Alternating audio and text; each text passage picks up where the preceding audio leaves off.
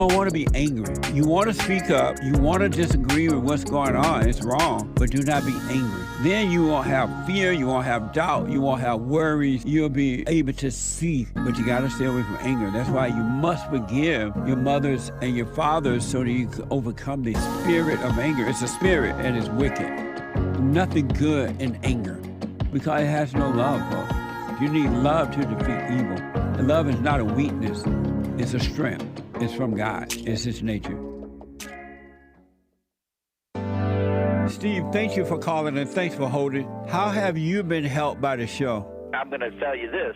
I believe you might go down in history as one of the greatest, if not the greatest, black man that ever lived on planet Earth, as far as I'm concerned. I don't know anybody before you that's been that great.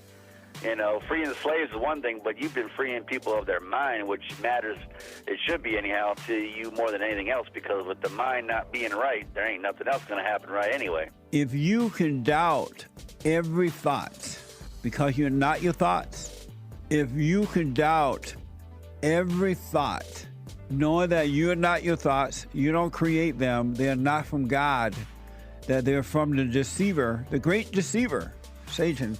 If you can doubt every thought, you can be free, just like that. At an instant.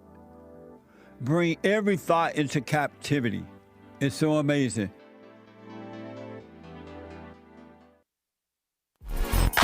So, here's what I recommend. I invite you to download my silent prayer, and I want you to start doing it. You just download it, get the points of how to do it, and then after a while, you just do it on your own.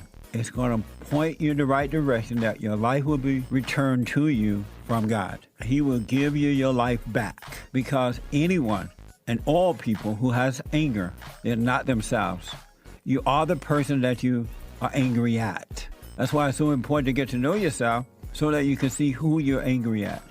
And if you're doing the hooping and hollering prayers and things like that, some people get up, oh, praise the Lord, hoop and holler, bless my mama, bless my daddy. Continue to do it. Do both. You will see if you want to stay with the hooping and hollering or do you want to be still and know God. So my gift to you, no charge, at rebuildingtheman.com/church.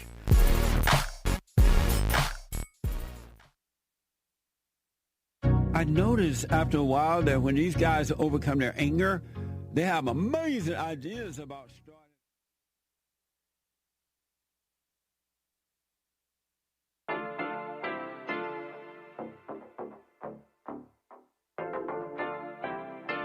Isn't Nick a Mexican? Colombian. He calls himself American. What is this? Anchor Baby. And in this corner, it's the American Anchor Baby. Daddy's home.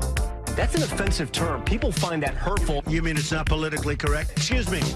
I'll use the word anchor baby. You know, he's an anchor baby in Canada. Tell him we still rolling with Trump, too. Anchor baby, the whole thing sounds horrific. You're just making it sound like immigrants are these horrific, greedy people. Ustedes pueden aceptar mi negocio o aceptar las consecuencias. Plata o plomo. So you would be considered white, in my opinion. You the blackest one in this room. I think so. And what happened was his mama got pregnant on the other side of the border, and then a few hours before, just before it was time for him to pop out, she jumped across the border and let him fall on American soil. So he became the anchor baby. You don't call him the anchor baby for nothing. Amazing. We like this anchor baby, right?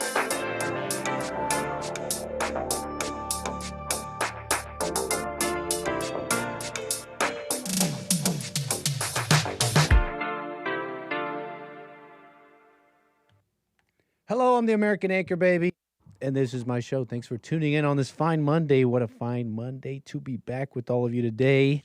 We got a bit of a show to get into. I mean, there's stuff going on everywhere. I'm an Anchor Baby from Canada, and Canada's heating up, and I see the people so blind. I've had a vantage point, an Anchor Baby in Canada, in America, watching things go on. I've had a bit of a vantage point, and I see the mental folly of the people, how they, I almost see it all. I almost see the whole story, how they gave up their country. Okay? And I'm speaking in the past tense, but don't take heart, Canadians. You're still alive. I'm not making any claims of anything, although things may look a certain way. Things are heating up in Canada. I want to tell you about it a little bit. It has to do with real things, okay? Real things. Energy, population, labor, resources, okay? Manly things, things that men care about. And somewhere along the way, you know, the men and the people just started caring about all sorts of silly things. You could say they were brainwashed. They were taught this. I don't know. But now they care about silly things like racism, indigenous peoples, to the point that they're allowing this capture of the country. So I'm going to do my best to kind of paint that picture for you with some of the news that's been happening. Alberta independence. Do we have any Albertans? Do we have any Alberta people in the chat? Do we have Canada in the chat? How you doing? Brothers, right? European brothers of the Magna Carta, of Britain's bosom, out of Britain's bosom, some of the freest nations. They're now like against America. It's crazy. So I want to like just paint the picture a little bit, things going on. I'll get into it with all of you, of course. I see you in the chat. Welcome people on rumble.com/AmericanAnchorBaby, punchy.tv/AnchorBaby. And of course, my people here on YouTube. How you doing, everybody? Taking it easy here on a Monday? Well, you're probably in the middle of stuff, right? You guys are busy at work, tuning into the American Anchor Baby. And if you have something on your mind, something you want to speak on, something you want to ask me, you could call in. That's 888-775-3773. You see that right there? 888-775-3773. Now what else here? What's up, Mo Better, Brandon, Jules, all you people over there on Rumble, my people here. How you doing, Quebec, in the chat? Quebec is the last Bastille, maybe, in the fake country known as Canada, says Nugget Man. Look, let me know, Canadians, where if I'm off here, but it's all related, okay? It's all related. But you might find some of this interesting. And I want to jump right in, but first I must berate you a little bit. Because there are two paths before you, and you're like, I'm just going to be an animal. I'm just going to be an animal. You're like, I can like have some, I can like work on myself, you know, be a net gain to the world, or just be an animal. And you're just like, I'm going to be an animal. I'm not going to click the like button. I'm not going to say hello. I'm not going to leave a little comment. I'm just going to be an animal. And you know what? You're allowed to do what you want, but you're being an animal. I'm just going to say it what it is. So, two choices. Do what you want. Hey, welcome to the stream. Welcome to the show. Don't be rude, though. Leave a little decorum. Leave a little comment. Like, subscribe. Do your thing. So, you guys see this lineup? Massive lineup, they're saying. It's a massive lineup. And we're going to Edmonton here for a moment. Edmonton, Alberta. Okay, hold on.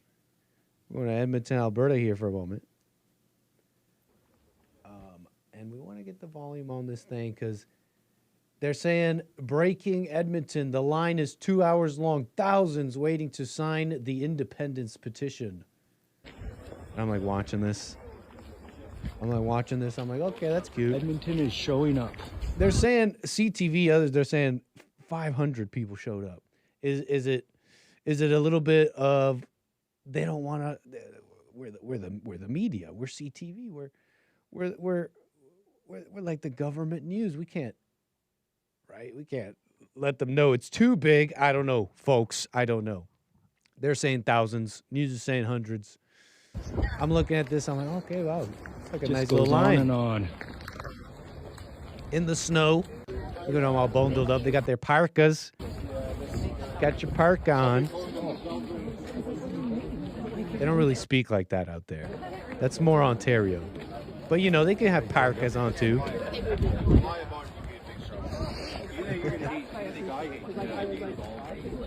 In the snow. Look at this. Salt. You know, I forget. Alberta, they do sand. Depends where, I forget. But I know that like in Calgary, they don't do salt. They do sand. And I thought that was ghetto. Me judge, it's a winter thing. It's like an winter judging thing. You guys are like, who cares? Say, look, I'm like, salt melts the snow. The sand was just there to like give traction to the cars, but it gets everywhere. And then you kick up rocks behind you and everybody's windshields are messed up. So figure it out, Alberta. Well, you know, I'm an anchor. I'm telling the Albertans how to look. I'm just telling you, salt is a thing that exists. And then they turn the corner. I'm like, okay, that's cute. That's a cute show of force. Peace, it's victory. And then they turn the corner. Camera turns the corner. I'm like, oh, that keeps going. Okay, that just keeps going. That just keeps going. So they're out in the cold. Do I miss winter? No. No, I don't. It's fun, though. I mean, I was never a complainer. Like, it was cool. Okay, it was cool. It was just winter came. It always had a vibe to it. Yeah, it got bitter, cold in January, February. Like, especially if you're a public transit. Once I had a car, it didn't matter. You're crooning. Your neck is crooning, waiting for the bus. You're looking for that. You're waiting for the TTC. That's the public transit. Not in Edmonton, but. Anyways, winter. So they're saying they want to secede. What are they doing? They're out there in this show of independence in a secession vote. Okay. I mean, essentially, it's not like Alberta independence movement. And as a citizen, there's certain systems. Okay. And you can, if you have enough citizens, they call it a citizen-driven mechanism, okay? And they're looking to gather 178,000 votes by May, which will then open up other avenues, right? It'll get seen before, like, the government and all that. They call it a referendum trigger, okay? And they're out there. I don't know if they'll do it or not, but they want us to see. They're done with the federal government. They feel like they're being bullied. And let me tell you a little bit about Canada. I mean, it's a place geographically where you might already know this. But these are real things. Geography. See, most of the Canadian population is pretty much around here, near the U.S. border, pretty much all across here. Okay, and the vast centers of population are in these provinces over here, Ontario and Quebec. You're familiar with their big cities, Toronto, Ontario, Montreal, Quebec. Okay, they speak French over there, those Quebecois. Okay, they also had their own separatist thing, but that's a separate thing. That's a different story, okay? Kind of related, kind of not. But the Albertans are not too happy. See, they feel they're basically paying for everybody. Okay, the frustrations are economic, sure. They're kind of based economically. So you got to understand that Alberta is actually like the highest GDP per capita province in all of Canada. They make money. They bring in the money. You see, Alberta's got all sorts of resources. One of these is that heavy sour crude that gets pulled out of the oil sands that Canada is known for. That's where all this oil money comes out of over there in Alberta. They had all sorts of oil money. In fact, there was a time where they had the biggest mall in the world, the Edmonton Mall. I've been there. I just remembered this. They had like a roller coaster in there and everything. Now this was a while ago, where they were the biggest mall in the world. Now it's like Iran. Okay, now they got the big malls are like in Dubai, Iran actually, Tehran, Iran actually. If you want, I think the number one biggest mall. Let me look this up. is in Iran, I think. Number 1, world's largest, 21 million square feet, the Iran Mall in Tehran, Iran. But yeah, at a time they did boast the biggest mall with that oil money, the West Edmonton Mall, which was, I think it was defeated by an American mall. Malls. Is this an American thing? Did malls get built in like America? They became like culturally like a thing. Now the biggest mall is like in Iran or whatever. I get this like America impression out of it. I don't know what it is. Malls in America, early America maybe. You think of families, right? Not so much when I was growing up. This is a roller coaster inside of the Edmonton Mall, the West Edmonton Mall. Is that oil money? What can I say? They built a mall bigger in North America actually. Soon after, you might know it. You might know it actually, since we're talking about malls. Little side note, little tangent. We'll get to calls and all that. 888-775-3773. The Mall of America. Ever wonder what makes the Mall of America one of Minnesota's top tourist destinations? In Minnesota, by the way. It is so much more than the over 500 stores inside. It is the variety of experiences and adventures that await. Today's video is a guide to the best things to see and do as we take you beyond. Let's play that same audio. Wait, hold on. Let's play that same audio. On the today tourist destinations. And now let's play. It is so much Mall of more America. than the over 500. It is the variety of experiences and adventures that await.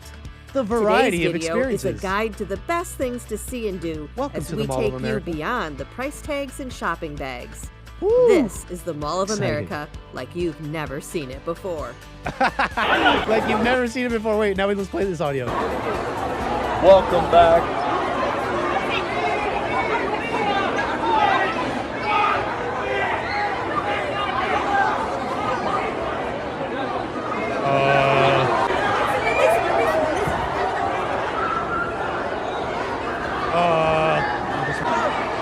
Malls, it's an America thing. But yeah, that's a little bit about malls. A little tangent there. Edmonton, they want to secede. They're saying I was telling you about how they make all this money. They bring in all this money, and they're saying, look, we basically pay for everybody. We send out all this money federally, and none of it. I forget what it's called, but it's some sort of deficit. I forget the term, but it's like a deficit and how much you like support the nation in Canada and versus how much you're getting out of it or something like that. It's like a huge deficit. Alberta basically pays for everybody. And let me just pull my stuff up here. Hold on. This is deeply related with stuff we were talking about recently.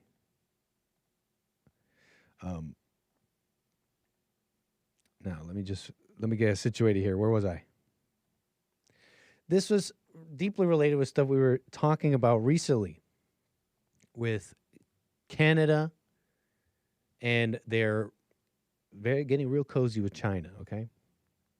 So trade has basically been disrupted with Trump in office in a big way.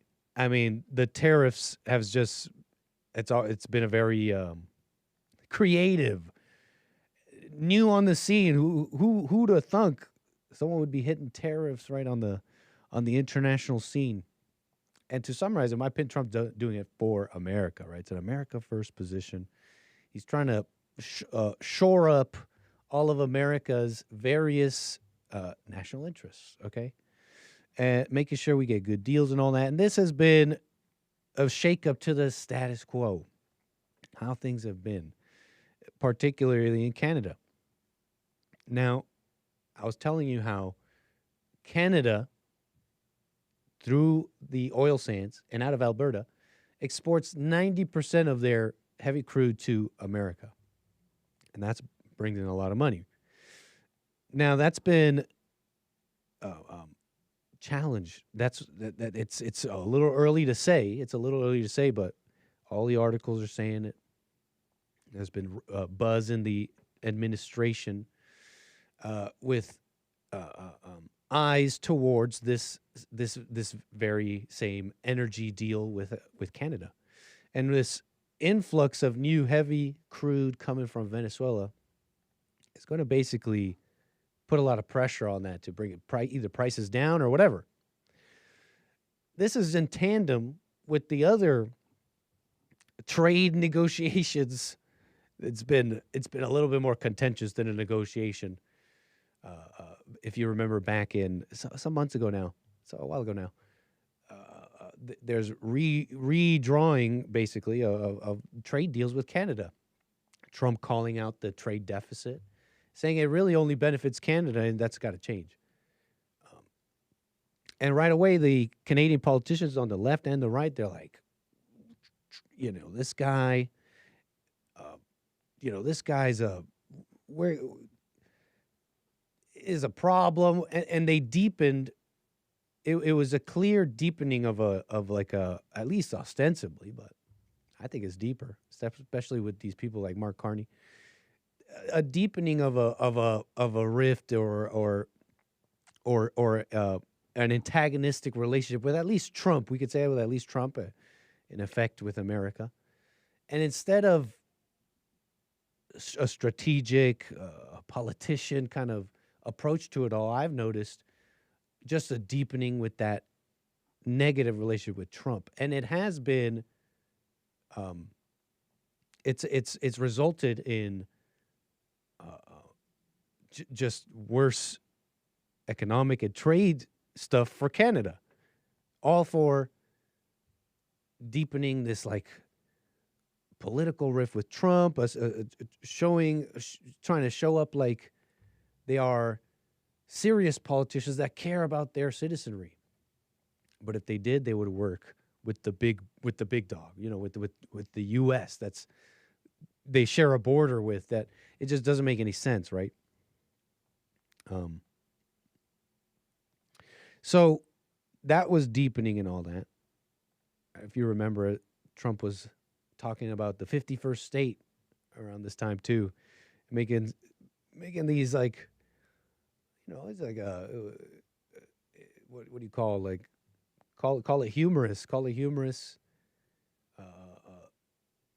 thing he was saying about making Canada the 51st state. That was deeply unpopular with the Canadians, actually, left, right, whatever. That was unpopular. You saw it with how many, they called him the Trump in Ontario or something, the premier. Not Rob Ford, but Doug Ford. When all this came up, he's like, well, hold on, F this guy, we're Canada and all that. It's just unpopular with the people. Side note, over there. And so now there's this deepening relationship with China. And Mark Carney, with his comments and speeches lately, has drawn all sorts of speculation on this world order he's talking about. This new global reality. He said it's this new world order with China, this new global reality.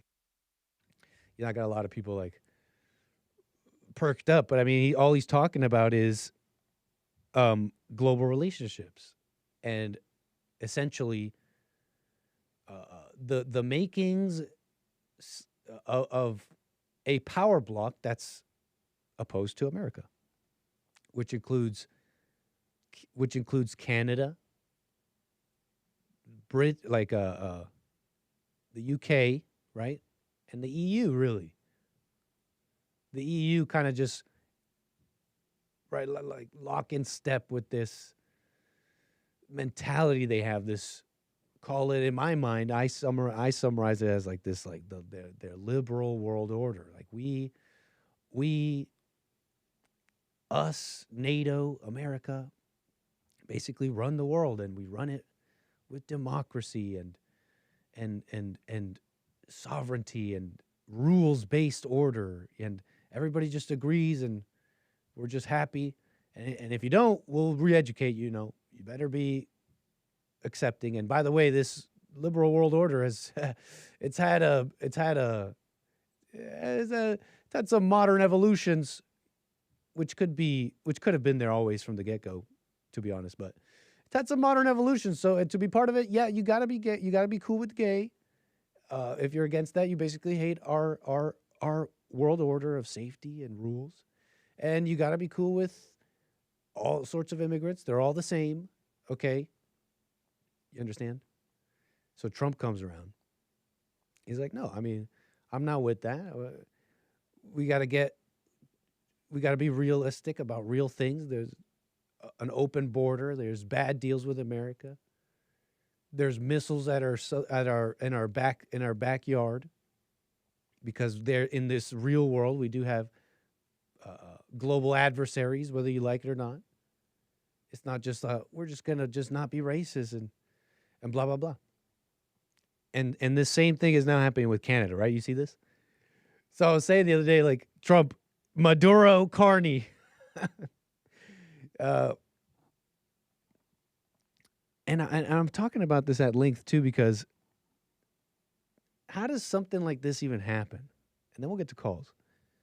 How does Alberta, understand something here. Alberta, the energy thing is a huge part of it. You see, Canada has all sorts of regulations, and they slap them on Alberta. All the time, they're like, you can't build a pipeline there. You can't do this there. Why? Because the indigenous people. Oh, why? Because it's just bad for the environment, climate change. There's all sorts of regulation, all that. Yet they're expected to pay. They're the highest GDP in the country, and they're expected to pay federal governments every new plan they have. And what's the Canadian government into? More redistribution, communism, and Islamism. By the way, this Islamic communist infiltration. Well, how does that happen? How does that happen? How do you have these people in Alberta who have just energy? They just have energy and money. They could just make it happen. These things that are real, you would think, well, sure, if the people, if the public, if they're dumb and care about isms and racism, surely the people with capital, the government, those people, they have their eyes on real things like oil and the things that matter. But how does it happen where you have a whole federal government that can't see the basic realities of this energy, for example?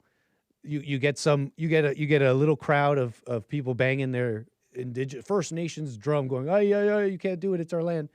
And then you have a whole nation just lockstep, just economic suicide, doesn't care. How does that happen? You have it because, one, the people, they're, it's deep, it's spiritual, their mind, the spirit. But what I'm talking about here is,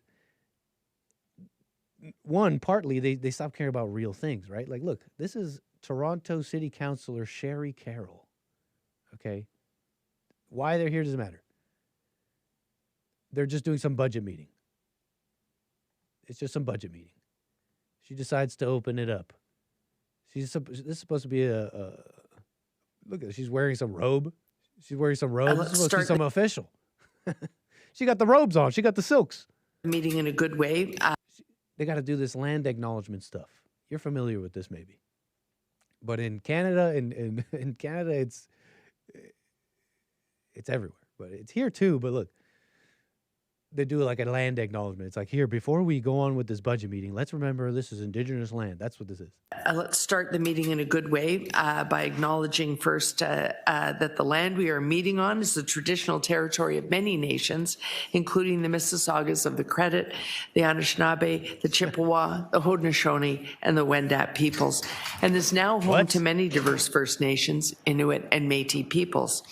We also acknowledge that Toronto is covered by Treaty 13, with the Mississaugas of the credit. I'm also going to make our African ancestral acknowledgement, and that is that the City of Toronto acknowledges all treaty peoples, including those who came here as settlers, as migrants, either in this generation or in generations past. And those of us who came here involuntarily, particularly those brought to these lands as a result of the transatlantic slave trade and slavery. We pay tribute to those ancestors of African origin and descent. Just get off the chair. Just give up the robes to the Africans and the Métis, whoever you're talking about. Give them the chair. Give them your home. Just why play this halfway game, right? Like, we acknowledge it. By the way, let's continue keeping it. And the sad part is that you wouldn't even be able to actually maintain that Machiavellian position, right, with your fingers crossed behind your hands, even for that long. Anyways, this weak position will get taken over. It just does. She's like, imagine that, right? Like, we acknowledge it, but we're gonna keep it, right? Fingers crossed behind your back. But that doesn't last either. You can't be weak like that. And so back to what I was saying, how does this happen, right? How does a country get, like, essentially infiltrated? You have this liberal, I'm just summarizing here with my crude mentality, this liberal world order mentality that has shaped these countries for a while. And you have this, like, aged vestige of it. Feminine, by the way, it's just the women who, like, believe this modern form of it and are easily controlled. And then that's how you get where did I put the clip? It's this clip of, like, all these Muslims over there too. But look, Mamdani swearing on the Quran in New York. That's how that happens. You know, because that liberal world order was essentially infiltrated. These Islamists, these communists, they play as fellows.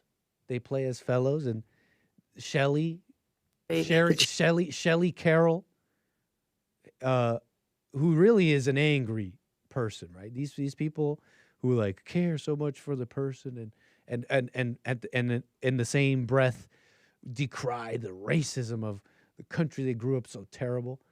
Those racist men. These people are actually nasty inside. And dumb Shelley Carroll of the credit, thinks she's a good person. The Anishinaabe, the Chippewa, the Haudenosaunee, the Wendat peoples. Gives up the country. And is now home to many diverse First Nations. Gives up the country with glee, with a smile on her face.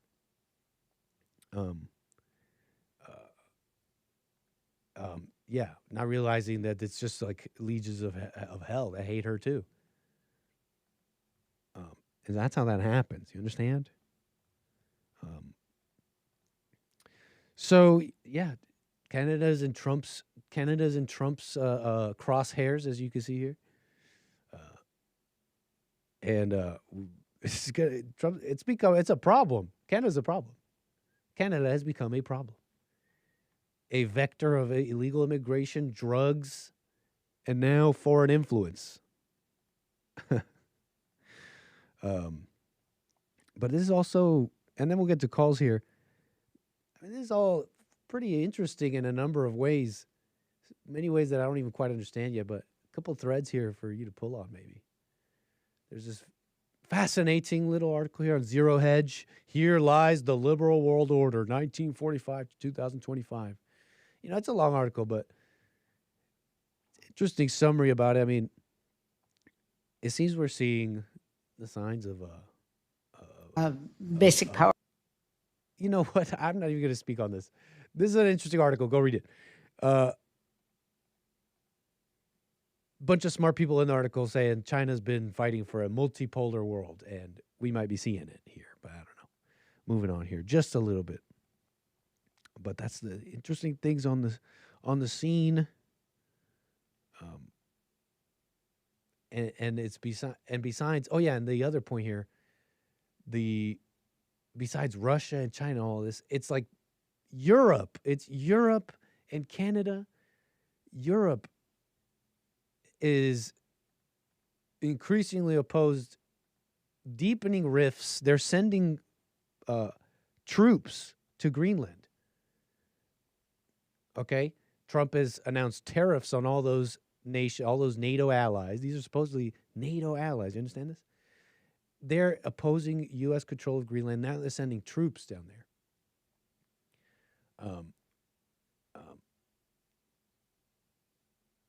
And so what? What is that? That's like them. That's EU opposing Trump and America in a zero-sum game where it's either America or China, or Russia that takes it. So we're supposed to just sit back, say, because this is what the EU is saying, right? They're basically siding with Denmark, saying, hey, hands off. That's not yours. You can't touch it. I mean, either you're captured and infiltrated and you know that there's real things at stake and you want someone else to have those real things, or you're an idiot. A pawn for those people who do want the real things, sitting around saying, don't be an imperialist, hands off Greenland. Then you're basically with the enemy. And it's been interesting because I've seen everything but a full, what's the word? Like a full, like,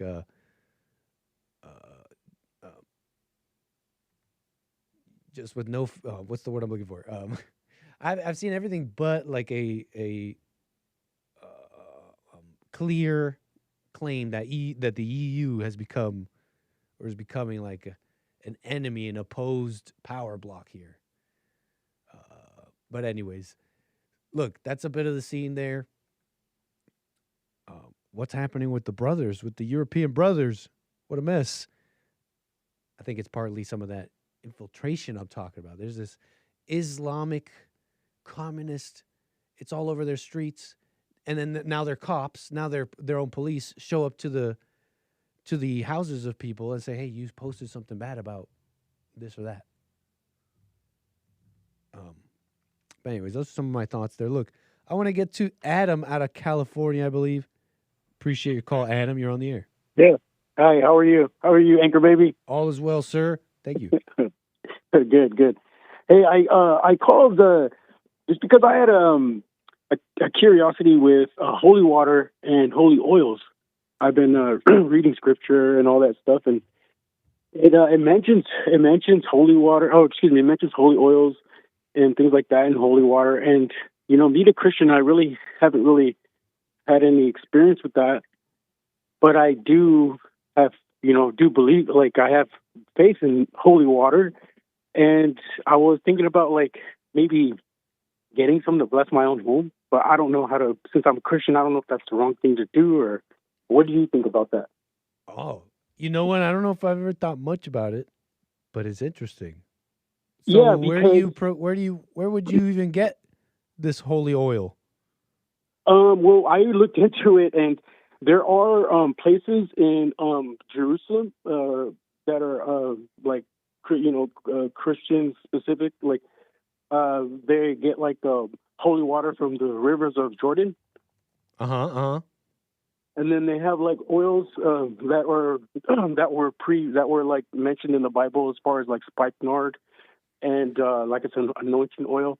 And there's a few other oils. You said what? Spikenard? What did you just say? Spikenard. What is spikenard? That was the oil that was used to anoint Jesus by Mary. Spikenard. And is that word, is spikenard in the Bible? Yeah, it is. Like the Bible says it's an oil out of this plant? Yeah, it's an oil. That's what Mary Lazarus' daughter, she used to anoint Jesus' feet with the spikenard oil. A costly perfumed ointment much valued in ancient times. But and what does the Bible say about spikenard? Does it just say that Mary used it, or does it say spikenard is holy? It says that it was used to anoint kings, and it was used to anoint Jesus before he was crucified. It has no like negative connotations with it, but it's just a holy oil. And what makes it holy?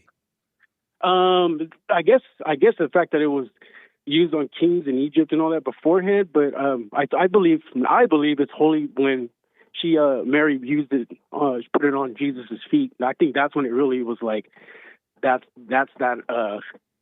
I believe that's when it was like that's holy oil. What else does the Bible say about oils and nothing much. Yeah, go ahead. I am reading my Bible more this year. You know, I've been following Jesse Lee Peterson and you guys for over 5 years. Nice. You know, I pray. Yeah, I pray every morning, every night. You know, forgave my mother and helped my brother actually do that too. And you know, he's doing a lot better. But anyways, you know, this year I wanted to read my Bible more because I haven't been. So I take the time now to read the Bible, and I'm learning new things, and it kind of got my curiosity going, but not in a bad way. Because I would like to know these things. You know, I'm a Christian. The Bible is something we read, so I would like to be learned in the matter. You know. So let me ask. You said I believe. I think I heard you say something like I believe in holy oil or anointing oil. Yeah. Did you say I have faith? Water. I have faith. I have faith in the holy water. And what does that mean? What does it mean to have faith in holy water? Like, I believe it is a blessing, but it's God's blessing. But I believe it's just water that's like a vehicle that's used for the blessing. Like, say you want to use it on your home, you just move it in somewhere. You don't have somebody to bless your home, or maybe you want something with a little, I don't know. Maybe you want something physical. Then I believe that holy water is something that you can use.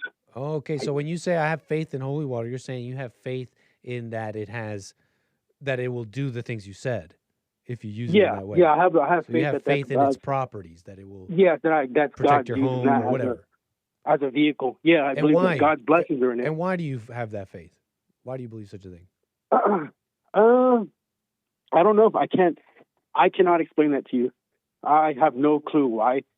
I've never had faith in that before. Mm-hmm. And I don't know. I have it. I cannot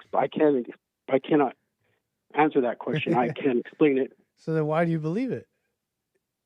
I don't know. It's like, well, why do I believe Jesse? Or why do I believe some of the things that you guys say, about forgiving your parents? And I can't explain why I believe it. Well, that's also a good question. Why do you believe those things? Well, I don't know. Sometimes, Anchor Baby, when you hear the truth, I think it resonates with you. Yep. And there is no explanation. Totally, man. Yeah, I mean, I just remember listening to Jesse for years, and from the get-go, I always heard him say, you don't believe me. That's what if I remember, that's the Jesse I know from just listening over the years. I'd always hear him say, don't believe me. He'd always say, don't believe me. Mm-hmm. I mean, he reminded, I heard from him that Jesus said, have no teacher, but that's kind of a different thing. But maybe it's pretty related. But think about it. I mean, I've always heard him say, don't believe me. And I always got a big impression from that, because it was just him saying, go find out for yourself, forgive and find out, pray and find out, sit alone and find out, or no. And so I never, and so that was how I always took that personally. And and I went and many of the things he's spoken about, I've had a personal discovery about it, Yes. So, I say that to say, I mean, if I had to answer that question, I'd say maybe that's why I believe it. He didn't ask us to believe what he said. Yeah. But that's why I believe it. But personally, I've never seen, what's this about water, You're saying you have no reason to believe, but you have faith in it anyways. Yeah, it's just been used. I looked into, I looked into Catholicism, and because I want to, like I said, my interest is sparked. So I'm like, well, where did the church really originate from? I know that sounds really dumb, or weird, but no, I'm like, cool. That's a question I've asked. I'm like, well, where did the church come from? So I started to look into it, and then I found out Orthodox Christians, Orthodox Catholics, and I'm like, whoa, I never knew all this even existed. But can we go back to, you brought up the Bible, and you brought up Jesus being anointed by spikenard. Yeah. And I'm not familiar with the story like you maybe, but so far in what you've mentioned in the story, if just thinking about it critically for a moment, right? even though you found some new info, you're like, wow, there's the Orthodox Church, the Catholic Church, and all that. We could still take that. Well, here's what I'm trying to get at. Let me just get to it.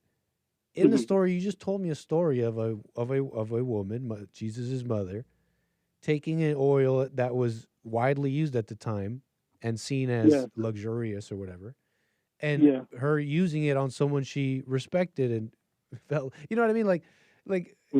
So unless there's another verse there, that you're about to tell me, it doesn't sound like they were saying the oil was holy.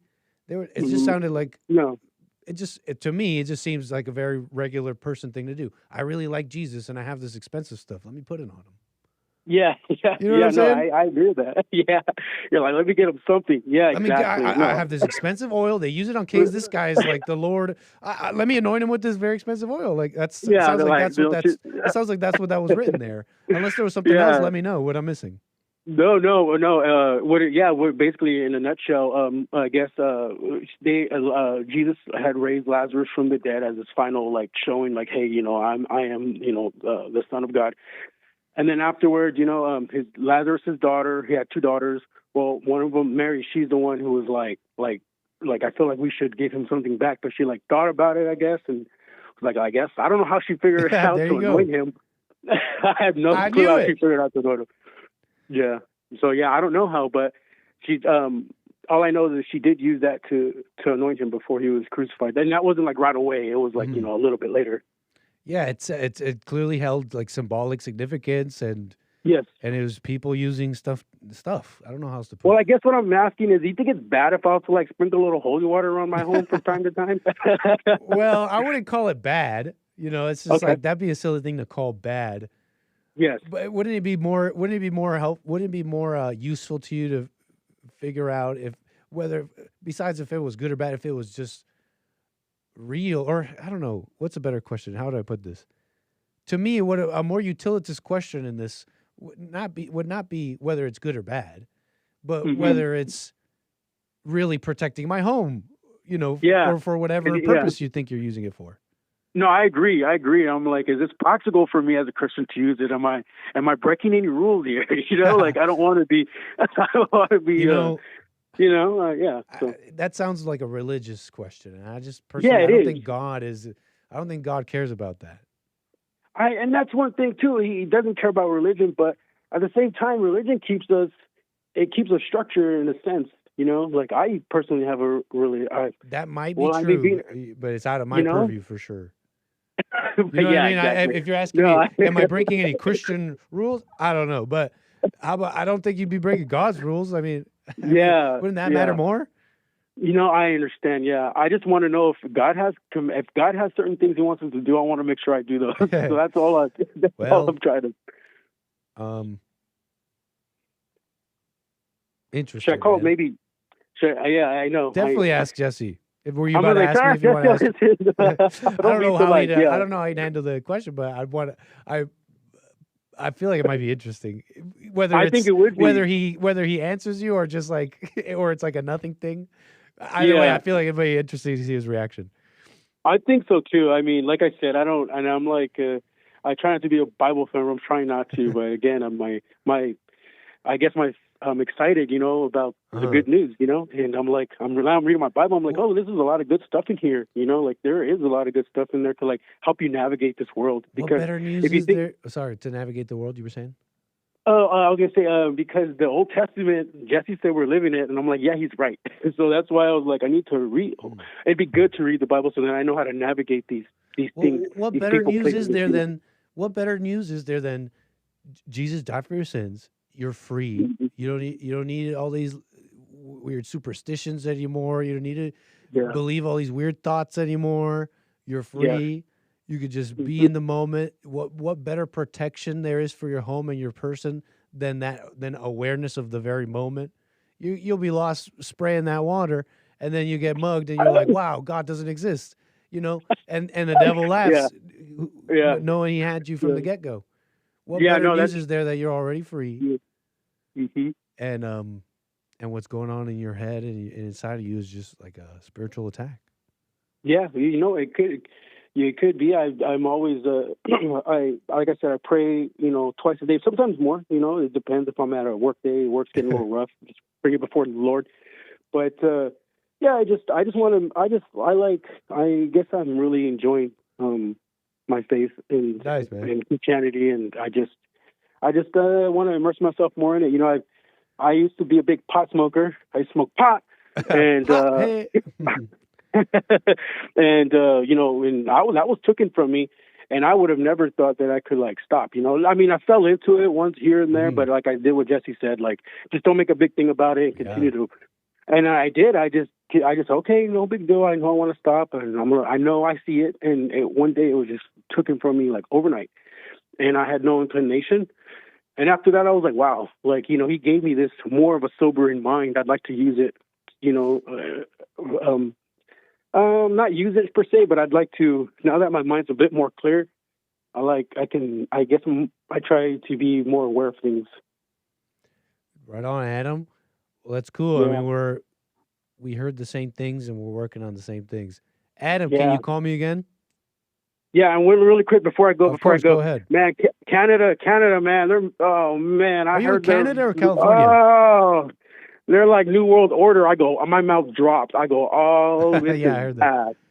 This is bad. But anyways, that's all I got for you today, Anchor Baby. Adam, call me again, man. Wait, are you in Canada or California? Oh, I'm from California. I'm from California, but they keep it up. I'll be up in Canada on their couch. Yeah, take care, Adam. Call me again. All right, take care. Bye. Yeah, we got more people in California than all of Canada. Side note, in our mental image of the world and its resources and its populations. I don't know. I put on that voice when I talk about real things. I don't know what it is. I don't know. It's like some character or something. But when we're talking about real things, you might want to know. I mean, 10% of America's population kind of puts into perspective how fast things can happen in Canada. Okay. I see calls. I want to get to all of you. 888-775-3773. We're going to show love to the calls right here in a moment. Go right back to you here. Just checking something really quickly. Making sure we're not missing anybody here. What's up, Brimfire? Thank you for the support. How you doing, sir? Kale, man, appreciate the super chat. Says, Canada has become America's enemy. Makes me sick. Kale, it's crazy. It's this I want to say it's like this infiltrated liberal order government, but really that only happens when the people become infiltratable. You see how they care about dumb things, and now the Islamists can just come in and do whatever they want. It's crazy, Kale. The people, wake up. Jermaine, thank you for the support, man. Appreciate that. Thank you very much. buymeacoffee.com/anchorbaby. I want to get to, let me see here. I want to get to my calls. Oh, man. I wanted to play something just to break things up, just something funny and just silly. But this is loading. How about we get to Mark out of Los Angeles? How you doing, Mark? Nice to hear from you. Hey, Nick. Long time no see. How you been? All is well, sir. Yeah, I called earlier to Hake, and I wasn't able to get my points out. Since this is Martin Lucifer King Day, I wanted to expose... Martin what? Pardon? Martin what? I think it was Lucifer? Oh, my bad. Go ahead. Yeah, I think it's Lucifer. But anyway, there's well, they haven't put it out yet because of political pressure from the Democrats and the communists. But when Martin Luther King was alive, he was wiretapped by the FBI under orders from Robert F. Kennedy, the Attorney General. He had J. Edgar Hoover do his job and investigate King. And in the investigation, he was wiretapped, and those wiretaps haven't been released because they don't want the public to know what a demon this guy was. He hated whites. He hated Jews. On the second part, I could sort of see that one, but let's move on. He hated whites. He hated Jews. He was for race mixing. He was involved in communism. He watched a rape. He didn't believe in the divinity of Jesus Christ. He wasn't a real Christian. This could all be verified by, by a few things. The tapes themselves would prove it to be true, but this Chad O. Jackson has the goods on King. Shout out Chad O. Jackson. Yeah, he has all the goods on King, all of his rape visions where he saw rape. The night he was brought to justice, he was with 2 prostitutes that night. And if you think I'm lying, there's a book by Ralph Abernathy. Hey, whoa, careful with all the plugging, man. We like Chad. Pardon me? I said careful with all the plugging. You know, plugging of stuff and books and authors and stuff. We like Chad. We love him, but, you know. Well, I don't even know the name of his book. But you were plugging a different author. But yeah, I'm following you. Saying you're trying to express the credibility of what you're saying. But go on, make your point. People will fall on either side. They'll believe you or not. Look, that's how it goes. Okay. Ralph Abernathy in a book that he wrote called "And the Walls Came Tumbling Down." Okay, I just told you not I got to to say give that. the source here. If I don't give the source, But I'm I told you accused not of to do it, okay. Mark. Pardon? It them's the rules, Mark. Well, okay, then you're going to have to take my word for this stuff. That's People the point. can research it, but if I can't give the information, then people could call me a liar. That's and not I what your can't call's refute for, it. Mark. Your call's to Pardon talk. me? Your call is not to. Your call is to talk to me and tell me what you think about it. You don't have to convince my audience. But listen, I'm following you, man. You're saying Martin Luther King did all this stuff. Why do you think? Why, in your opinion, Mark? Why would they not reveal those things? Because they wouldn't be able to make a holiday for him. It would expose him for the fraud that he was, and it would cause racial problems. And our white guilt government, even with Trump, and I love Trump, but our government and our courts and our politicians are so guilt-ridden over we have to love Negroes that any truths on Martin Luther King will be suppressed. Okay, I think you're right on that. It's they got to maintain. They believe it's the way to maintain social cohesion. They believe is the way to maintain basically power. Yeah, you got me off track here. I was going to tell you that Martin Luther King's Lieutenant Abernathy wrote. Oh, I'm not allowed to talk about books. Okay, well, he proved that King was with 2 prostitutes the night of when he was brought to justice. A man by the name of Bayard Rustin. He was a homosexual and a criminal and a communist, and he was the one that organized the March on Washington. It wasn't organized by King. It was organized by a communist. And there was another communist of Jewish extraction whose name I don't remember, but he helped funnel money to King's subversive movement from Russia, from Cuba. Oh, Cuba was very pro-civil rights movement. Mm-hmm. We have to look back, since it's Martin Luther King Day, we have to look back at who he was and what his movement represented. It represented race mixing and communism, the 2 twin evils that are destroying our race and our nation. Look at New York. A white-hating communist has become mayor. A white-hating communist has become mayor. In Minneapolis, you have a self-hating white Jew as mayor who hates whites and wants the Somali fraud to continue so he could make money on it. Him and Waltz and the rest of those guilt-ridden white communists. So what was Martin Luther King's legacy? Race mixing? Was that his legacy, race mixing? The man cheated on his wife constantly.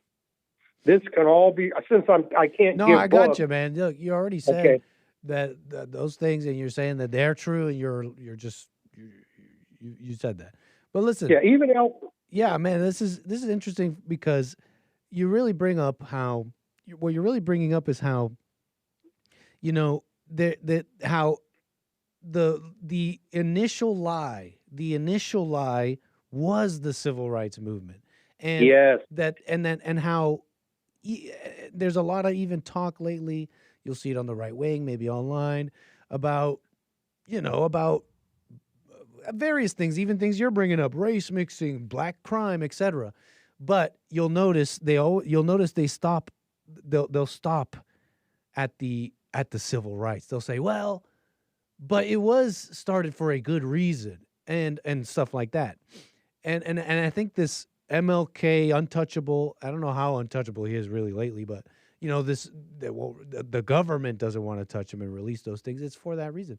The initial lie, they don't want to undo that initial lie of civil rights. And I think what's worse than all the things you said about MLK, which I don't know happened or not, I think what's worse about his legacy, etc., really, because you're saying like, well, the race mixing and communism, these things that he represents, I think in a more, I think that's true personally, but in a more, how do I put this?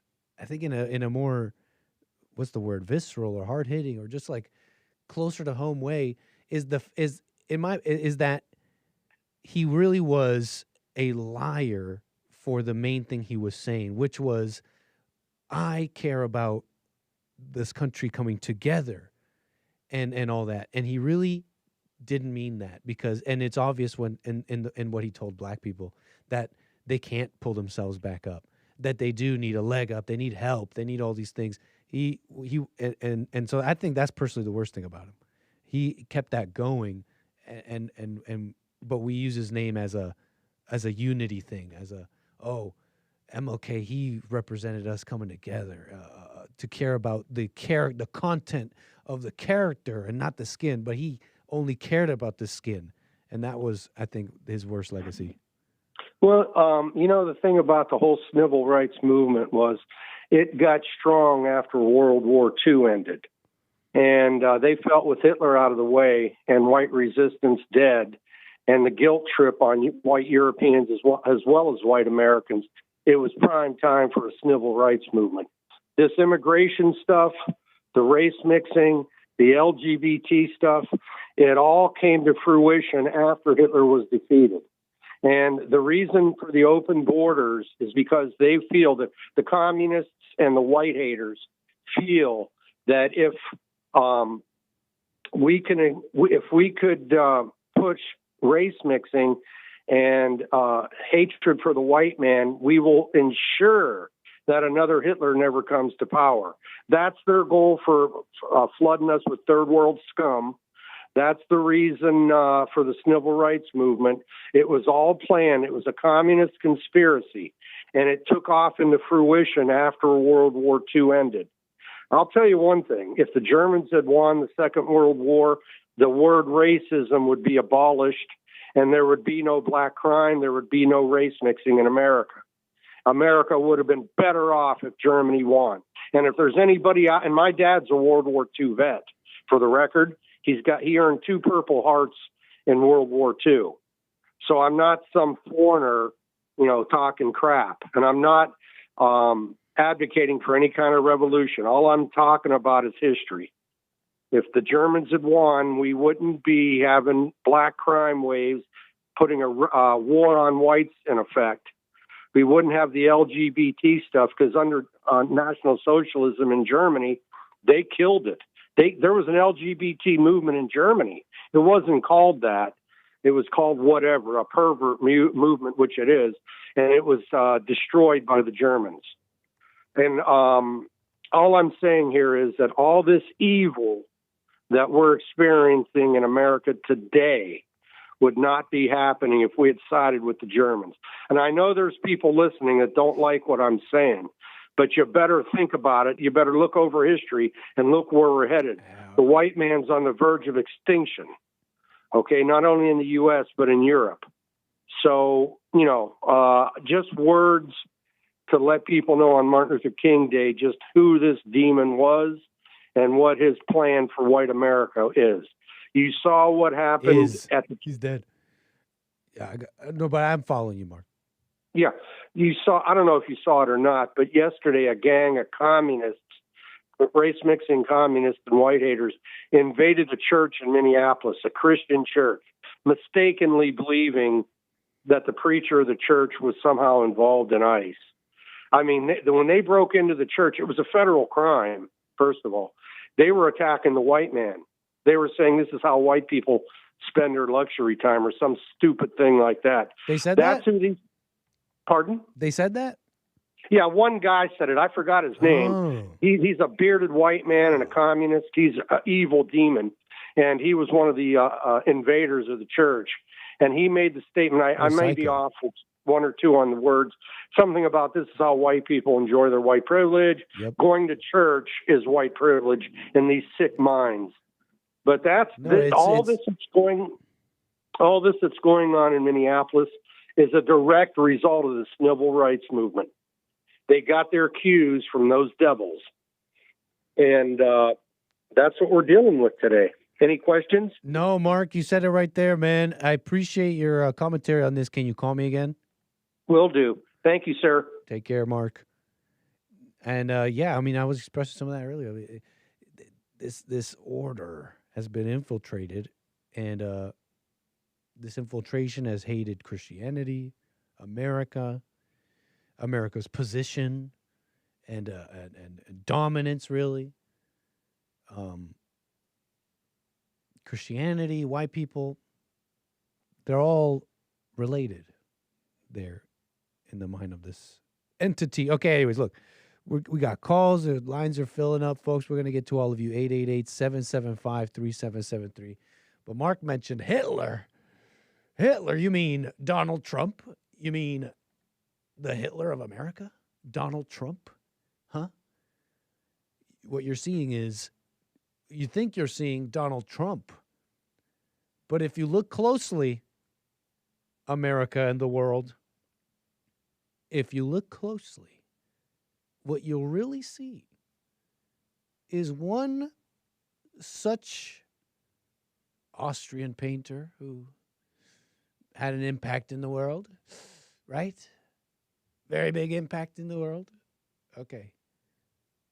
Canada hates Trump. Posted this. They wrote, so is Hitler. You're like, whoa, what conversation were they having? What conversation was Canada hates Trump having that prompted such a response, you know, where they threw up the Adolf Trump. Okay? What conversation are they having? What is Canada hates Trump responding to? Let's see. The White House. Whole milk is back. Oh. A White House post on whole milk. Yep. Hitler's here. Folks, Hitler has arrived. The Hitler of America has arrived, folks. That was just a little funny interaction I thought I saw there. It was just a funny interaction I saw there. I'm going to get to my calls here. Hold on. But yeah, Canada hates Trump is calling out the Hitlerian actions of Trump. Basically, Trump is all in, I believe, on whole milk. Okay. Whole milk for healthy kids, an act he signed January 14th.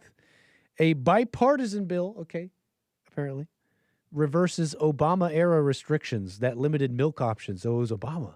Obama took your milk away. Obama paved the way to nut milk.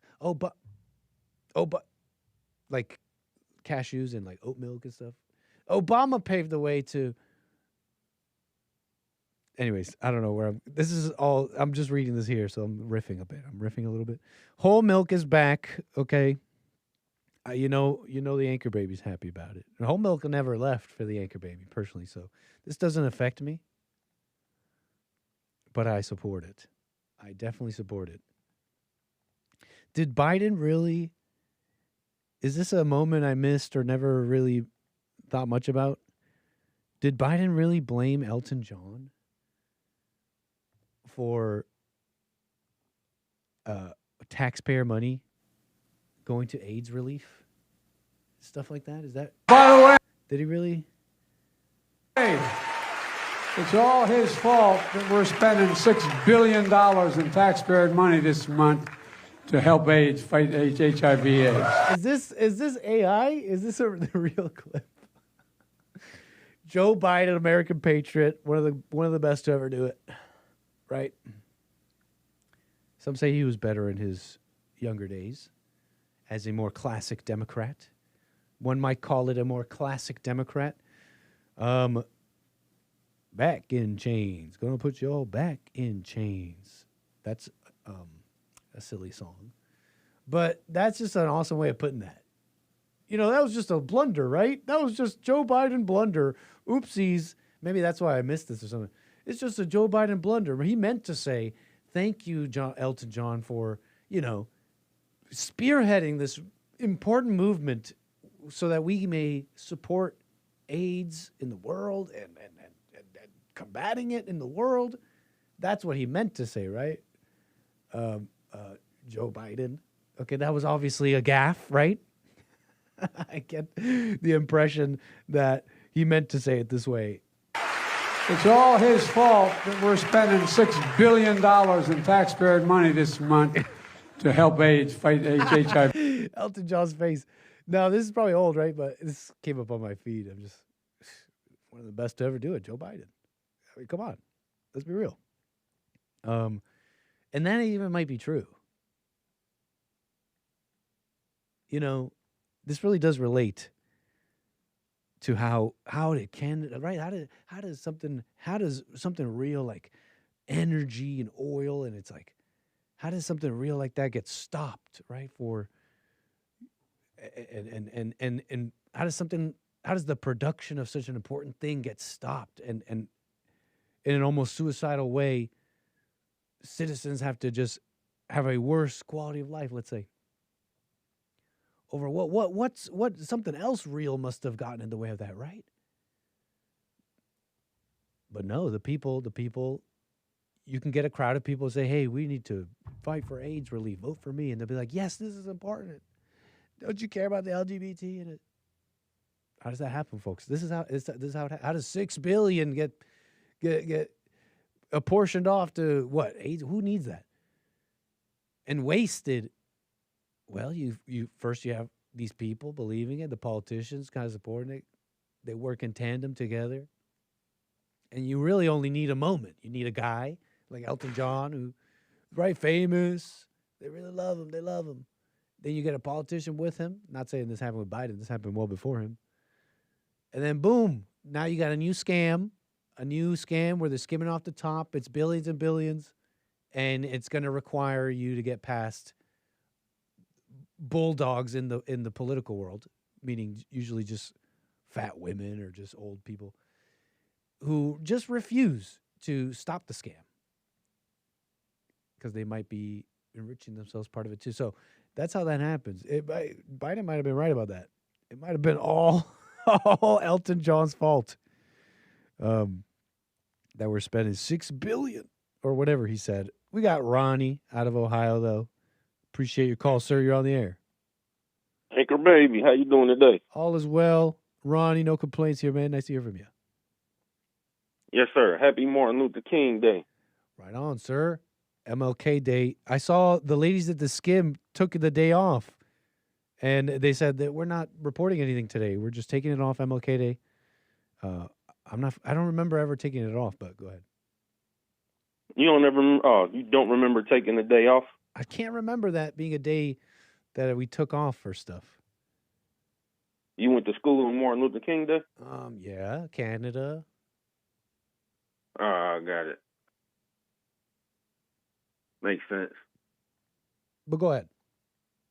Yeah, so I heard Mark obviously bloviating about why he has disdain for Martin Luther King and why he celebrates him being assassinated. And then I heard you kind of misconstruing some of his words and painting the picture in the wrong way. Well, let me know what I get wrong. You said that he said black people can't pull themselves up by their bootstraps. He never said that. Oh, did I miss? I had heard a clip earlier on the Hake Report, and I thought I had heard MLK say something to that effect, and I could be wrong, but he said something about like, how can a people without any bootstraps pull themselves up? Something similar to that. Yes. But definitely not black people can't pull themselves up by their bootstraps. That's not what he said. In fact, what he said was, I believe we ought to do all that we can. I wish I had that clip. It was so interesting on the Hake Report. And I don't know if you saw it. Did you get a chance to see it? If that clip I'm talking about? I'm familiar with it. It's where he says he believes black people ought to do all that we can, but it's improper to say to a bootless man to pull himself up by his bootstraps. Right. Now, yeah, that doesn't mean that black people can't pull themselves up by their bootstraps. There's a jump that you'd be making if you thought that that's what he was saying, because he clearly did not say well, that. help me out here because I don't want to get it wrong. If I got him wrong, I got him wrong. But that clip I heard, and that comment about how can you ask a people without a strap right to pull themselves up, I take that as such an evil comment. Like, and maybe I could be convinced otherwise. But as it stands, like, I heard something terrible coming out of him. Like, it was not cute. It was him saying, "How can you look at a people?" That's the same thing people say today about black people. If you say anything, if you say, well, maybe, work on yourselves, like don't commit crime, etc. How can you ask that of people? Don't you know that they were slavery? Don't you? It's an excuse. And so tell me where I'm getting this wrong, because I heard a nasty excuse basically come from MLK, which to me totally negates anything halfway good. I don't know. You said something. He said something about like blacks should do all they can. Well, it doesn't matter. They can't do all they can because they have no straps. So, how can you ask a strapless people, well, do all they can? Well, sure, they'll do what they can, but they'll never have a strap. They'll never have a bootstrap. So really, it negates everything he says. Tell me if I'm getting this wrong. It's interesting that that's the way that that's what you took from what he said, and then you arrived to those issues after you analyzed it the way you did. It's very interesting that you did it that way. But I wanted to express my full analysis so you could tell me where I got my analysis wrong. And it's absolutely amazing that that's how you analyzed it. Tell me I'm amazed by that. Ahead. You said it was evil of him to say that? Yes. That's amazing.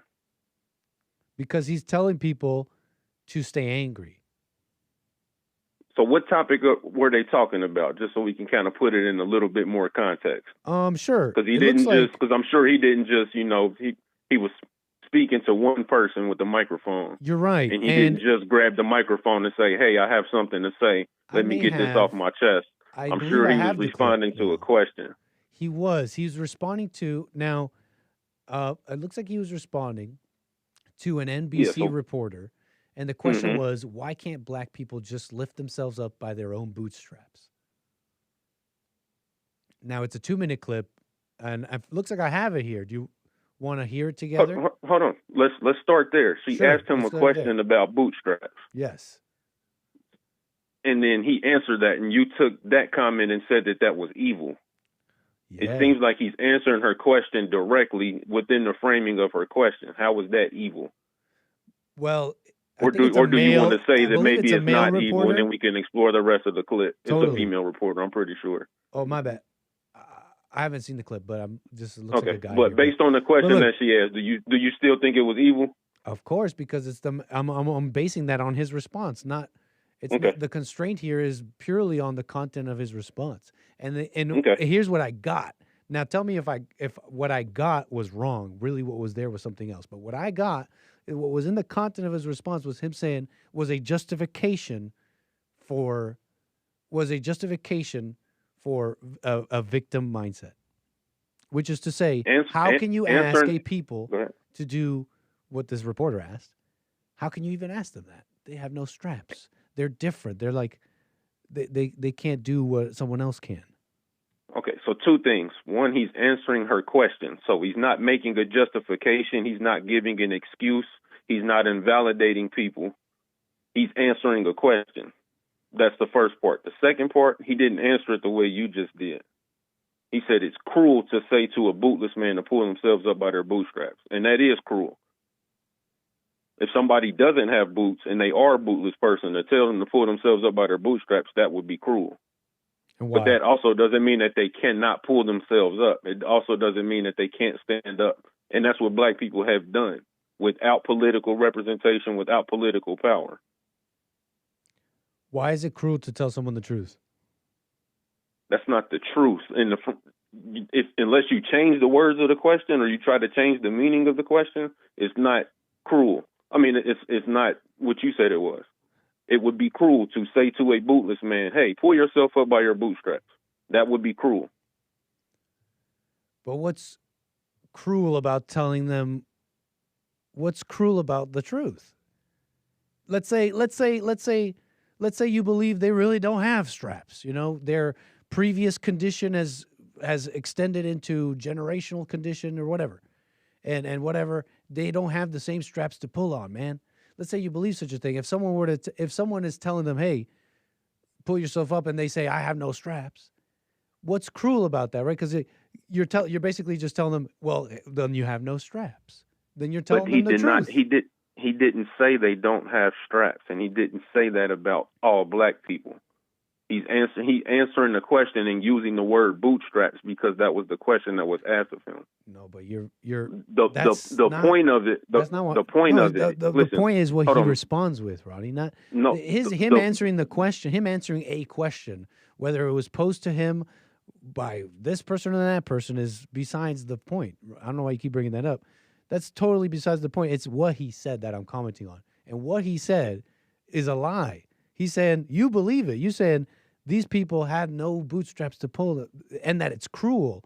But I don't believe that. It's not cruel to tell someone that you got to work, that you got to do what anybody else can do. In fact, I think it's love. And that's not the topic of what he was talking about. He's talking about telling black people to start running their own cities. It's hard to do that when you haven't had representation. He's telling, as far as black people being able to make laws and have a say, black people were still fighting for the right to vote. So to tell them that, hey, keep up, that's cruel. If you and I were playing Monopoly, say me, you, and 5 other people are playing Monopoly, and we go around the board 15, 20 times, and we could tell one person they're not allowed to buy any property as they go around the board, they're not collecting $200. And then after we go around the board 15 times, now we tell that person, okay, now you got to keep up. Now you got to get in the game. Now it's okay for you. That's cool. I find your... And that's what he was talking about. I find your analogy interesting because it shows... I see why you support MLK, because you really think just like him. You think blacks need a leg up. I appreciate MLK. I appreciate MLK. You think just like him. And it was more about what he was talking about, not what he said. Ronnie, it sounds like you think just like him, though. You think just like him in terms of, look, you brought up this like board game example. I think just like him in terms of what? Let me express it with the board game example. You think that black people are still the same. You realize this history is over. I would rather you ask me a question than to make an assertion. Let me express myself, Ronnie. I'm going to express myself how I want. But listen, it's going to make sense. Just listen, understood. Ronnie. But if you say I'm making it sound like, or I'm making it seem like, it's better for you to ask me a question than to just make that assertion based on an assumption. Just listen to me, Ronnie. But go ahead. I don't have to do any of that. Just listen to this. The board game example. Just think about it. You're like, oh, how can when people are ahead in a game of Monopoly, how can you expect these people behind? And in your head, black people are still behind. You don't know. No, you don't know that. No, I disagree with you wholeheartedly. Ronnie, I'm not done. You're wrong about that. Ronnie, you don't even know what I'm saying. You're wrong before you even get started. You don't even know what I'm saying. You're wrong. You don't even know what I'm saying, Ronnie. You don't even know what I'm saying, Ronnie. What I'm about to say is that you think black people are still behind. You don't even realize there's a new generation. You don't realize that you were born into a new generation. You don't realize that new babies have been born, Ronnie. Those people are dead. Slavery's over. There's no people there's no people behind on the board game of Monopoly and all that. You understand the example I gave you? What example? I said, do you understand the example that I gave you? What example? The Monopoly example. You understand what I was saying? Some are ahead and others are behind. You're saying it's You're saying it's an uneven playing field. But I'm saying that those people that even in your mind that are so-called on an uneven playing field, because of some history. Those people are even dead. Even those people are dead. It's a new generation, Ronnie. So I'm starting to think you don't But in understand your mind, the black example people are because still behind. I'm But go ahead. wrong, and you're wrong about that. And I think it's because your understanding of my example is incorrect because Okay, you're tell me what I applying it wrong. misunderstood. You're applying it incorrectly. I'm not saying that black people are still behind. So what are you saying? Hold on. I just want to make sure you understand that I'm not saying black people are still behind the way you put it. So I do what know are you that saying? I do know that there's a new generation that's been born. I am aware of that. Just so we understand each other. So what are you saying? If it wasn't what I said. You understand the example of how difficult it would be for somebody who jumps into a Monopoly game 15 rounds late where Boardwalk and Park Place have already been bought. Right. I thought I understood that example. You're telling me I misunderstood Cool. it. So tell me what I'm you telling meant. you that, yeah, so you're applying I thought it I wrong. understood it. Yeah, you said people with 15 turns behind, like you just said. You're talking about an uneven and unequal playing field. I thought I described that well. You're telling me I misunderstood it. So what did you mean? No, do you understand how difficult it would be? If you were 15 turns behind in a game of Monopoly? When you jump in. It would be difficult to win that game, I think. Yeah. I haven't Cool. played Monopoly in a while. Cool. I think, I'm not saying. Cool. So what I'm saying when we talk about black people on American soil since 1619, around 1619, it's been similar to that. Not the same exact thing, but it's been similar to that. So in 1960, in the 60s, to point at black people and say, do this, do that, or why can't you do this, or why can't you do that, it ignores an entire history of 10 to 15 rounds of Monopoly. It ignores an entire history of 10 to 15 rounds of people going around the board in the 1960s. I'm talking to you. That's what I just said. Later. I described your example just how you wanted them. This is what I'm saying. I'm talking to you 60 years later. So to apply what he said 60 years ago and then misconstrue his words and then call it evil and all of that, that's just disingenuous. That's what I'm pointing out. I don't even know what you're talking about anymore. I don't even know if you know what you're talking about anymore, Ronnie. I said literally what you said. You didn't. I described your example in your worldview. You didn't. You described it in how you heard it. You didn't describe it in what I said. It's an uneven playing field, and they're behind. And you did the same. And you did said, the same that's thing not with what the I Martin believe. They're Luther not King. behind. And then you went around to tell me that your Monopoly example is to express how blacks are behind. They're 15 rounds behind. In the 1960s, yes. Okay. That was my point to you. So to misconstrue his words. But listen, even that doesn't matter. To misconstrue his words and then come to a weird even conclusion. That's not true, though. Makes sense because then you misconstrued my words. No, and came to even an that's not incorrect true, conclusion. though, because that's a lie too. Even But during the Martin Luther example- King's time, the answer to the question that he was asked 60 years ago about the 1960s. You can't twist his words that's and then wrong try even to then apply too, it to though. today's logic. That's and then call it especially evil. wrong at that time. You can't actually, do that. That's actually even worse at that time. That's especially wrong at that time. That's but what's it's kept not. black people in that But position. In fact, only so they if were you never ignore, able to get out of it. Only if you ignore all of the history that preceded that. You talk bad about the 1964 Civil Rights Act. I bet you don't know why we got it. I'm sure you never heard of the 1957 Act or the one in 1875. Can you tell me about it next time? I absolutely will, but it's nice, Ronnie. That's my point. My whole point is to try to misconstrue words and then ignore all the history that predated it, and then to call it evil. That's just disingenuous. I just said I don't know if you know what you're talking about, Ronnie. We said the same thing. Call me again, Ronnie. Yes, sir. 888-775-3773. The lines are full.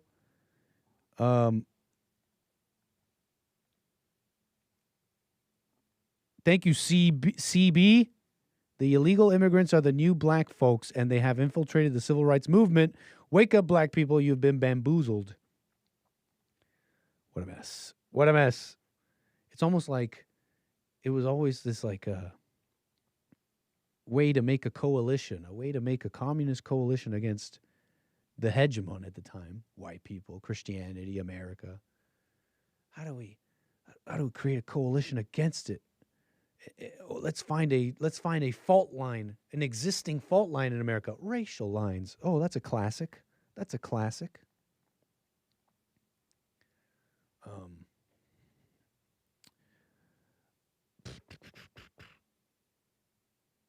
We got all these calls. I want to get to all of you. John, Florida, you're on the air. Hey, Nick, how you doing? How you doing, John? All is well on my end. All's well over here in Florida. Just a cold morning. That was the worst we got of it. But right on.